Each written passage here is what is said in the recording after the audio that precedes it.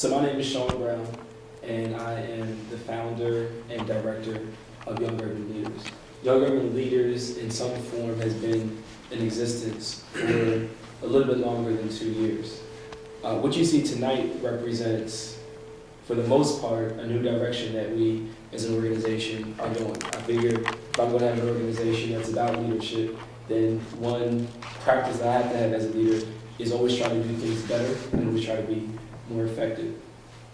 Tonight, on this first weekday of the year, I am expressing and showing a lot of this stuff for the first time as a whole. So nobody has seen this except for Keisha and my 7-month-old baby.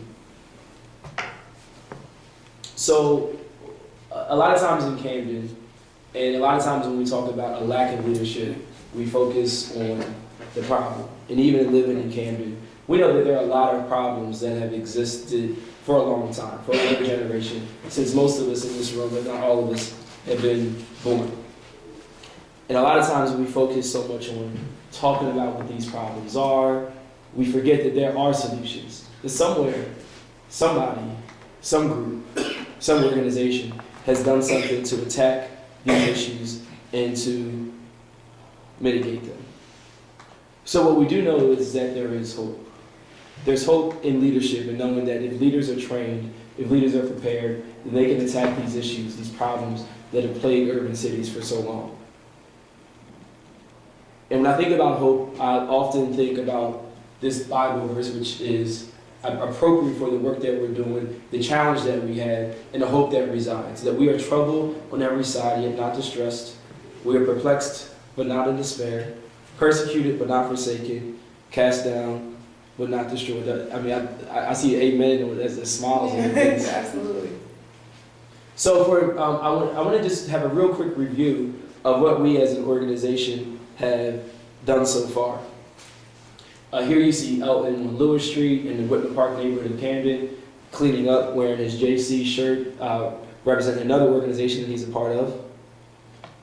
Here you see Chuck and his girlfriend at a Young Urban Leaders meeting, getting an update on the things that are going on. This is the same meeting that he was inducted as a member. Here you see Bruce and Kyrie enjoying themselves at a networking night at the pub, a night where we had professionals, young professionals come together and just to meet each other, hang out and have a good time on a Friday evening. This is a meeting that we had a little bit more than a year ago with Mayor Red, where she met with Young Urban Leaders, about 15 of us, and talked about the challenges and issues she has as mayor, and we were able to ask her questions one evening. Here are a few people who just painted our logo, the Young Urban Leaders logo, on a wall. This is over at 9th Street in Centerville after we participated in a cleanup.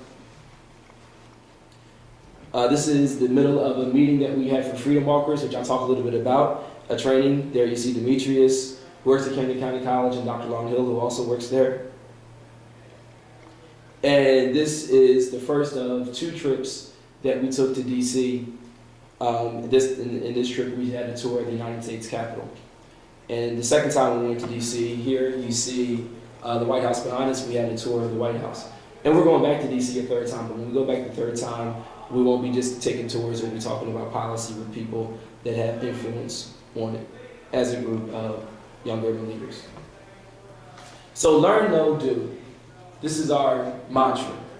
This is the message of what matters for us as an organization. So this is where the activity starts, and the group is small enough, and I'm doing well enough on time that I can do this. So what I want everybody to do is to get a piece of paper. I can't tell you what the number is, but I think it's about 10. And what I'm going to do to this for a second is you're going to see images of people pop up. And I want you to name the people. And then I'm going to continue my presentation. But when I continue, give your paper to somebody else. And Hassan, you can participate too. And well, whoever has the most right, it's a pretty big prize, I think. I wanted to do it big. It's an unveiling party, so if you're not going to do it big here, then where are you going to do it? So this is the prize. So the prize is you become, if you meet all other requirements, you get to be a member of Young Urban Leaders for a year with no dues, which I know is real exciting to some of them. Again, you get to be a full-fledged member of Young Urban Leaders of Duke. So I'm just going to go through the pictures in silence, write down who you think it is, and then I'm gonna go back. I'm trying to go through this pretty quickly.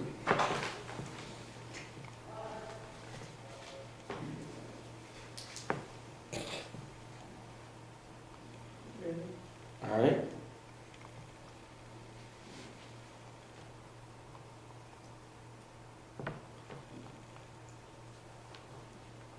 They're getting tougher.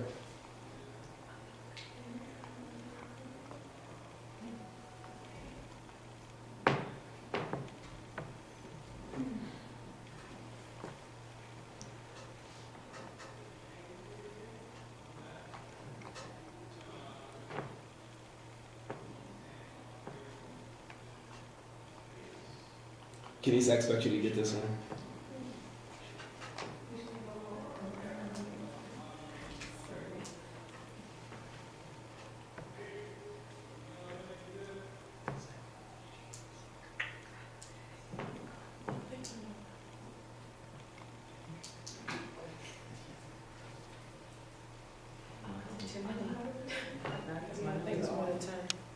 Okay. Oh, I guess it is more. Hold on. I don't even know which numbers which is. I don't know which numbers it's either. That's that. Yeah, kind You of was. might want to go back and do the numbers again, because people are lost at what number is which I one. feel like it said there was only going to be 10. Just the order, the order matters. So, No, I mean, not really. so for this one, it's 3 people. You don't necessarily have to give their names, but you should describe who they are. Honestly, I couldn't name them. And there are 2 more, but I'm not going to include them. So I'm just going to go backwards so that you can go backwards. So I see these 2. That was the last 2, the other one? Yes, those are the last 2.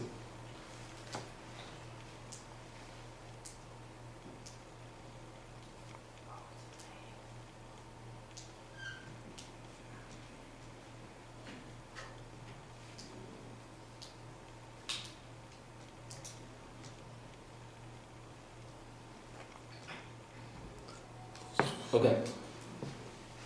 So if you want to just give maybe just give the paper to your neighbor. And look, we trust each other. Yeah, if you want to grade it yourself, yeah. I mean that's fine too. Yeah, we trust each other. All right, so let me just continue with my presentation. So when we think about leadership, a lot of times people assume things when you hear leadership. You know, I've been in a lot of leadership trainings before, and you hear that anybody can be a leader. And I don't know if that's necessarily true, because leadership calls you to act in different ways in different moments. And there are lessons of leadership that date back thousands of years starting. And I just put some of my favorite leaders, people that I've learned a lot from, and people who, even if maybe they're not my favorite leaders, I think were influential in what they accomplished despite the flaws or faults that they may have. So starting off, we have Moses, who was able to challenge the people that he grew up with and to bring the Jews to the promised land. There you have Jesus, that's of course Black Jesus, but Jesus, who was able to challenge the Sadducees and Pharisees of his own religion, and he started a movement of peace and love. Abraham Lincoln was willing to go to war to save a nation and keep it together. W.E. Du Bois predicted over 100 years ago that the issue of the 20th century would be that of the color line. Booker T. Washington stressed the importance of vocational education as a way to lift Black people out of poverty, the sons and grandsons of slaves. Marcus Garvey, who was born in Jamaica, came to the United States and was able to get a boat and bring people to Africa so they can truly live in liberty and freedom, coming from where their ancestors were. Teddy Roosevelt, as a Republican, was willing to challenge his fellow party for being too supportive of the corporate state in America. J.P. Morgan not only was a financier, starting at the time the largest financial company in the country, but also started General Electric, which is today the largest company in the world. Thomas Edison, despite his handicap, had thousands of inventions right here in the state of New Jersey, making products that we use to this day. And for every success, he had 1,000 more failures. Henry Ford was an innovator in the way he created cars, creating the idea of the assembly line as a more efficient and quicker way, and also creating a concept that was unheard of today, paying workers $5 a day, where the average worker at that time made less than $2 a day, because he said, if you work for me, you should be able to buy one of my cars. Mahatma Gandhi was able to free India from the colonization of England and did so in a peaceful way and died for the work that he did. Che was able to do really similar work in Argentina, helping farmers and workers and native indigenous people of Argentina be lifted out of poverty as he challenged the government. This is Dr. Reverend Martin. Just kidding. I don't think I need to talk about him. But I will say that his quote here is one that is really appropriate for where we are in these times and who we are as an organization. That the ultimate measure of a man is not where he stands in moments of comfort and convenience, but where he stands at times of challenge and controversy. Mark Zuckerberg, despite the controversy, was able to create the largest and most successful website in the world that has over 300 million users. And who got this? Who knows who these three guys are, what they did?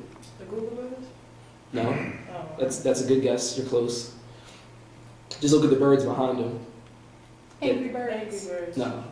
Those birds tweet, right. So I tweeted about this meeting before I came here, and hashtag, and these three guys are the co-founders the Twitter. of Angry Birds. Oh. And the first guy you see there with the gray jacket on, I don't Wait, know pause. if Are they meant to from say Angry Twitter. Birds or Twitter? Twitter. Oh, you just said Angry Birds. Oh, did I? But that was Oh. a woman. That was Yeah, a woman. okay. Yo, let's bring that back.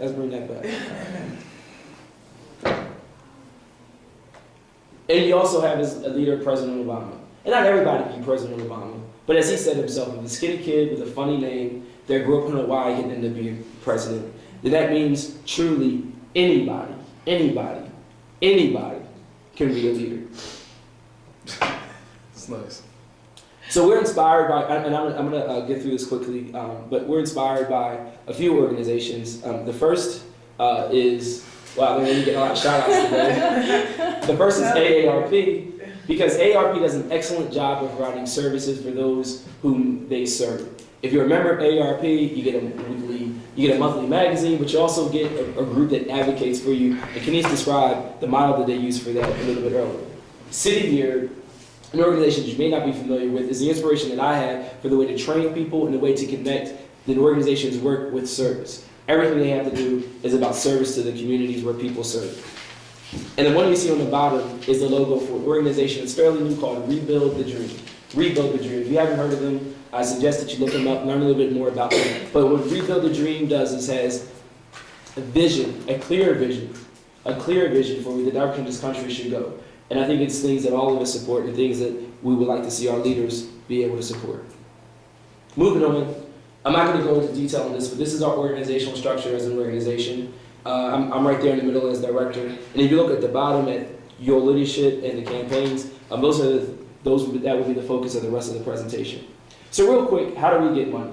A lot of times in the nonprofit world, it's something that we don't talk enough about. However, it's just as important as it is in any other aspect of life. I can't live in my house without money. I can't.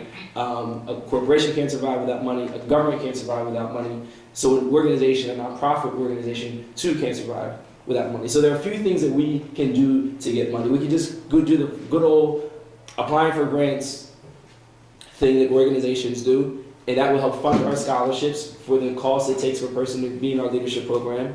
And we can also focus primarily on youth leadership grants and community development grants. We can consult. There are a lot of people that need to learn more about how to come into an urban environment, into the urban community, and work with a population that's different than maybe the one that they grew up in. We have annual dues our members, which is $100 a year. My time is up. We had fee for classes for non-members, so you're going to see the classes in a moment. And if you come to one of these classes to learn something, then you are able to, you can come if you pay a small fee and private donations. We're also in the midst of establishing MOUs with a lot of organizations. Citizens Campaign, we're going to work with them on our leadership classes, specifically on teaching people about government, how to get involved. HopeWorks, who designed our website, they have a youth model there, and we'll be working with their youth for some of the projects that we're working on. Camden County College, which will host our first meeting of the year tomorrow, we're working with them on our Freedom Markers campaign, which I'll talk a little bit about. Heart of Camden donated us younger leaders a house, which I'll talk about in a moment, and we'll be working closely with them. Cam Connect, which I also serve on the board for, provides data information about the city of Camden. We'll work with them. Social Venture Institute, through which I went to training. I've learned a lot of lessons and met a lot of other groups and organizations that we can collaborate with and share services with. Dotted Line Shirt Company produces our t-shirts and will be a part of making more shirts for a lot of the fundraisers that we have. And Rutgers University, one of the professors there who goes to South Africa every year has agreed to be one of our consultants on the Youth to South Africa trip, which I'll talk about in a moment. These are our levels of membership. I won't go here into details, but anybody that's 16 years old to 34 years old, one way or another, can be a member of this organization. And based on where you are in your life, depends on how you are, what you qualify for in the organization. There are services that members get. It's no particular order because obviously the email address is the most exciting thing. But I will just for a second concentrate on just the very last one, that as a member of the organization, I do my job one of my jobs as a director is to get us in the most exciting places that are really hard to get into. So this year again, we'll be back to the White House to have a seat with the Urban Affairs Department to talk about policy issues. We'll go to Drumthracket, which is the official residence of the governor of New Jersey. We'll be in the United Nations, getting a tour so that we can learn about a lot of the things that Kenisa Muno presented when they talked about metropolitan diplomats. And we'll have retreats, including a men's retreat, couples retreat, and women's retreat, so that we can have some camaraderie among ourselves. In our leadership model, everybody starts off with assessments. There are a few assessments, tests. These are things that people take throughout the country. I won't go into details today on what exactly they are, but the DISC profile helps people learn what type of employee they are. True Colors is a personality test. The Keirsey Temperament Sorter tells you what kind of temperament you have in terms of how you work. I happen to be, to this case you got arrested, a mastermind. Yes, INTJ. Is anybody taking this? You've taken it? Do you know what you are? I don't remember, it's been a while. Okay. Learning style. This is actually a test I took in high school, which is really helpful. But there are basically three learning styles: visual, auditory, and kinesthetic. And you'll learn your learning style and the best ways for you to learn. We have a curriculum, and the curriculum is divided into 5 categories, which you can see here. This does a good job of including all the things that we want our leaders to learn. These are the training models that we have: project-based learning, where people work on our campaigns; the traditional classroom setting, an online video and quiz. And there are 3 campaigns. The first is the Martin Luther King House. We were donated this house a few months ago. And this is what it looks inside. So you can see it has a lot of work. This building phase 1 of the project is to rehabilitate the house. The second phase of the project is to turn it into our office, and also a place for a mini college access center, and also a place for new organizations, some of which are like the ones that presented tonight, to have a place to use a printer or copier, a mailbox, and have a place to do their work outside of their home, because a lot of people work out of their home without having all the resources that they need. Where's that located? Oh, this house is on Newton Street, 940 Newton. We'll have a press conference at this house on Martin Luther King Day at 2 o'clock for anyone that's interested. We're taking a group of young people to South Africa in November of 2013 to Cape Town. This will be an opportunity for young people to get out of the country, to serve in another country, to see what poverty truly looks like. It also gives us an opportunity to work with a group of young people through the process of getting their passport and learning about traveling abroad, learning about international affairs and other things. Freedom Walkers, which is a campaign for us to walk the streets of Camden to encourage people to get involved in education, a campaign that we've already had. I personally have been with about 7 people at Camden County College. I help people with their financial aid, help people help them with the registration process, help them walk through the process. When you go to that school, you don't get a checklist saying you have to do A, B, and then C. You need somebody to help you go through it. So since I've gone through this process, it's my responsibility, it's our responsibility for those of us that are going through to do that. And the way we do that is through Freedom Walkers. If you have any other questions, if you want to see what our progress is, you can go to our website, which is youngurbanleaders.org, which you can see there. Thank you for your time. Are there any questions, comments, concerns, or issues? Yeah, I have a question. How are you going to select the young people that are actually going to South Africa? So for both the young people going to South Africa and the chaperones, myself excluded, it will be competitive. Absolutely everybody will have to compete. So everyone has to be interviewed, everyone has to have references, everyone has to, the adults that want to chaperone have to commit to raising a certain amount of money, not necessarily pulling money out their own pocket, but participating in fundraisers. The young people have to do the same thing. I'm going to talk to their parents, I'm going to talk to a teacher, I'm going to talk to a neighbor or a coach. This is a commitment that they have to make from January 2012 until November 2013 when they actually go. So it will be selected. I'm not picking all honor roll students and the best behaving young people, but I am picking people that are going to appreciate this trip, learn from it, and be able to participate in it fully.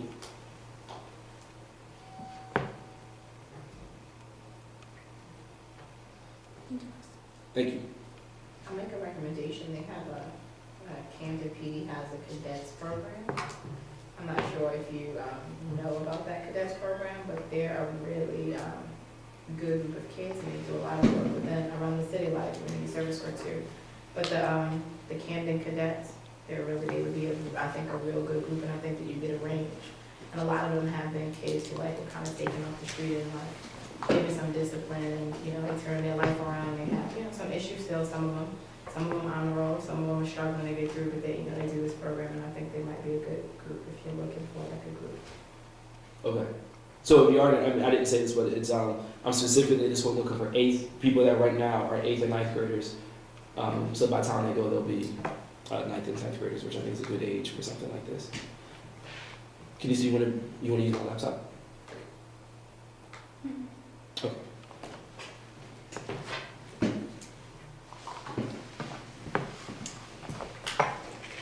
The next presenter we'll have is Can you turn that?